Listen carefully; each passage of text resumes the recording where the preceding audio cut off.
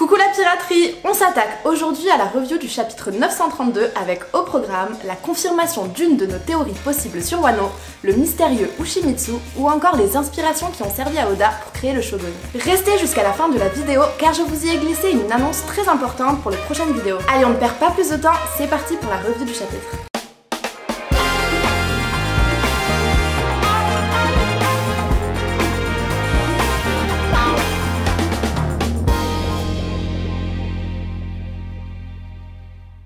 Le début du chapitre commence sur Komurasaki portant son masque et jouant du shamisen pour le shogun et sa suite.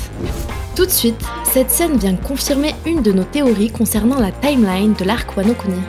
Rappelez-vous, entre chaque acte de l'arc Wano Kuni, on a droit à un entracte dans lequel on découvre une geisha jouant du shamisen et introduisant chaque nouvel acte. C'est en quelque sorte elle qui raconte l'histoire de l'arrivée de Luffy sur Wano et tous les événements qui ont suivi depuis cet instant. Maintenant qu'on est quasiment sûr que cette geisha et Komurasaki sont la même personne, on peut beaucoup mieux comprendre la construction de cet arc. Prenons une timeline classique pour expliquer comment cela pourrait fonctionner. D'un côté, il y a tous les éléments qui appartiennent au passé lointain, comme les arcs précédents, l'histoire du monde de One Piece ou encore celle du clan Kozuki et du voyage dans le temps de Momonosuke. Ensuite, nous avons le faux présent qui est en fait l'histoire qui nous est racontée et qui comporte d'un côté les événements sur Wano Kuni et de l'autre les différents éléments de la rêverie comme l'attaque des révolutionnaires et tous les événements qui en résulteront. Et enfin, dans le présent, qu'on peut interpréter comme le futur puisqu'on suit Luffy et son équipage, il y a Komurasaki qui raconte toute l'histoire de la révolution sur Wano Kuni et l'intervention des Mugiwara. Autrement dit, les entractes de l'arc Wano Kuni sont des morceaux du futur dans lesquels sont racontés ces événements. Il y a donc peu de chances qu'il arrive quoi que ce soit de sérieux à Komurasaki durant cet arc, puisque si on suit cette logique, elle devrait toujours être vivante et sur Wano pour raconter ce qui s'est passé.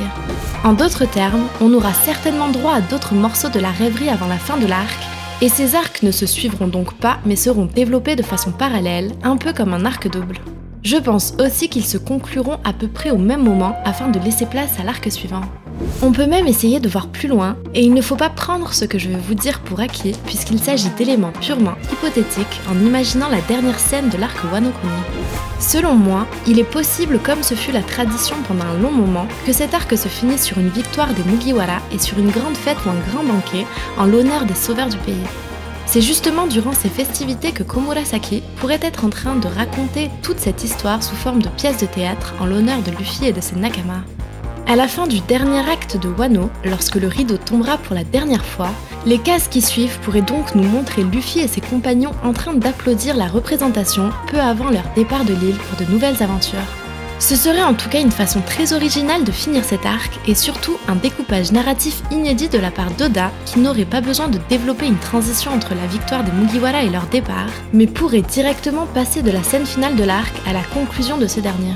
Ce serait à la fois intéressant à voir et ça permettrait de perdre beaucoup moins de chapitres pour raconter les événements mineurs qui surviendront après le climax. J'y crois franchement beaucoup, alors dites-moi en commentaire ce que vous en pensez de votre côté, je suis vraiment curieuse de savoir.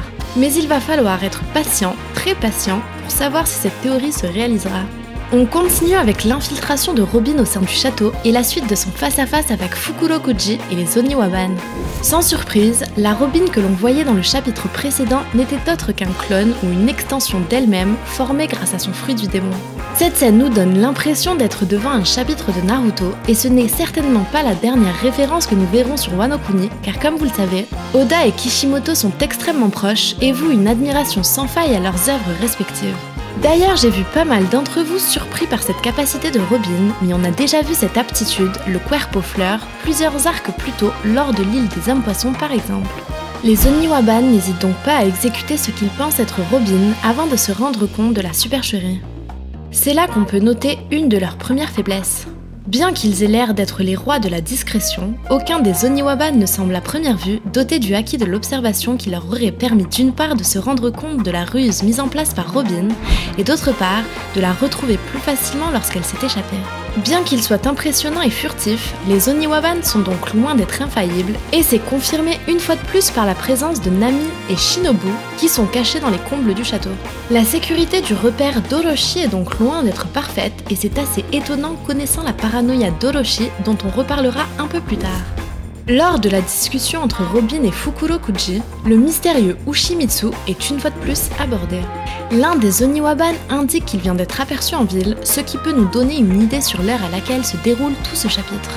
Dans le chapitre 926, il est précisé qu'Ushimitsu ne sort qu'à la 3e heure du taureau afin de détrousser les riches et redonner leur argent aux pauvres. La 3e heure du taureau correspond environ à 2h ou 2h30 du matin. On imagine donc que ce chapitre doit prendre place durant une heure assez tardive. Ushimitsu est en quelque sorte le Robin des Bois de Wano, qui s'occupe non seulement de faire régner une certaine justice à sa façon, mais qui suscite également l'admiration de pas mal d'habitants, comme on a pu le comprendre durant les chapitres précédents. Il nous est également présenté au chapitre 926, sautant de toit en toit, et cette case précisément le représente face à un croissant de lune. Je ne sais pas si c'est une volonté d'Oda, mais le croissant de lune étant l'emblème des fidèles du clan Kozuki, il est possible que ce soit un clin d'œil et qu'Uchimitsu soit l'un des membres du clan toujours en vie.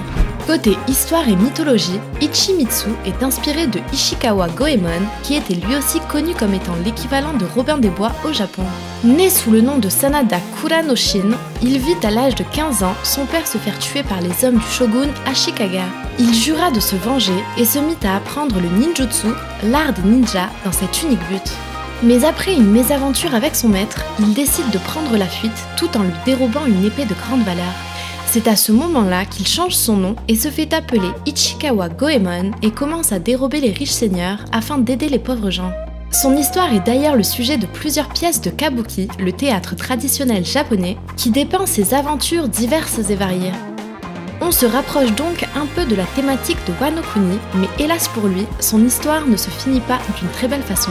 Capturé après une tentative d'assassinat ratée sur Hideyoshi afin de venger la mort de sa femme, Ichikawa fut condamné à être brûlé vif avec son fils dans une marmite d'huile bouillante. Il laissera un poème avant sa mort dans lequel il affirmera que peu importe le contexte et les circonstances, il y aura toujours des voleurs.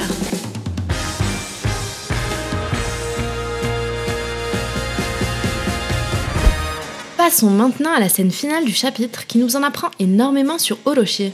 Tout d'abord, le shogun semble fermement croire au retour du clan Kozuki, soit parce que ses convictions sont profondément ancrées, soit parce qu'il en sait un peu plus qu'il ne veut bien le dire.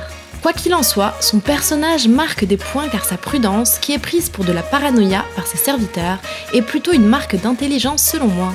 Si on se base sur son comportement, il n'est pas du genre à sous-estimer ses ennemis, et c'est certainement ce qui fera qu'il sera plus difficile à atteindre qu'un personnage trop sûr de lui.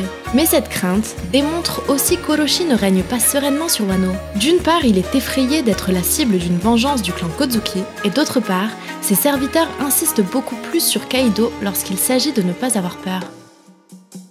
Cela démontre que le shogun en lui-même ne règne que par son influence et non par sa réelle puissance, et que sa souveraineté tyrannique dépend de personnages comme Kaido qui pourraient très bien lui tourner le dos à un moment ou à un autre pour diverses raisons. Et à ce moment-là, il y a fort à parier que tous ses serviteurs actuels se transformeront en ennemis du shogun, puisqu'ils ne lui sont pas fidèles ni dévoués à sa cause, ils ne font que servir le plus fort ou le plus influent. C'est là que réside toute la faiblesse du système en place sur Wano, un règne sous la contrainte qui s'effondrera au moindre signe de faiblesse de la part de ses dirigeants. C'est à mon avis ce que craint le plus le shogun à l'heure actuelle.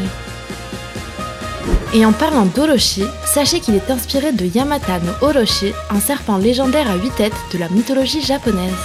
Il est le frère de Susanoo et Amaterasu, deux autres divinités de la mythologie japonaise.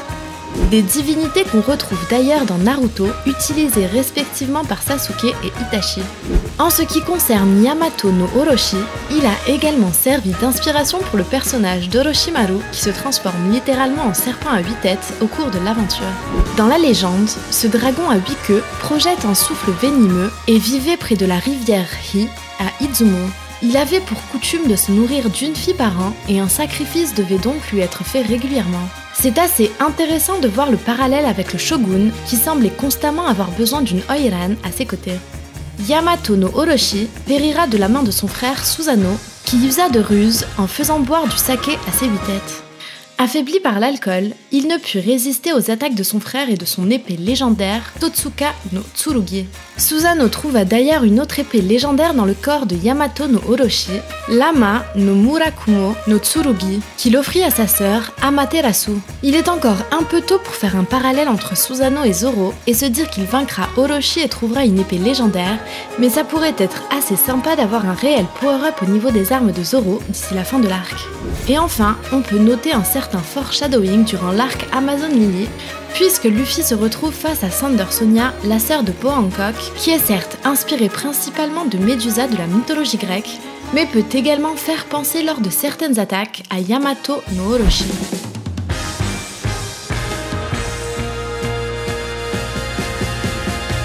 Merci d'avoir regardé cette vidéo jusqu'au bout et surtout n'oubliez pas de vous abonner et d'activer les notifications pour n'en rater aucune. Sachez qu'à partir de la prochaine vidéo, je répondrai à 3 questions à la fin de chaque vidéo, alors n'hésitez pas à commenter avec le hashtag FAQ, je compte sur vous.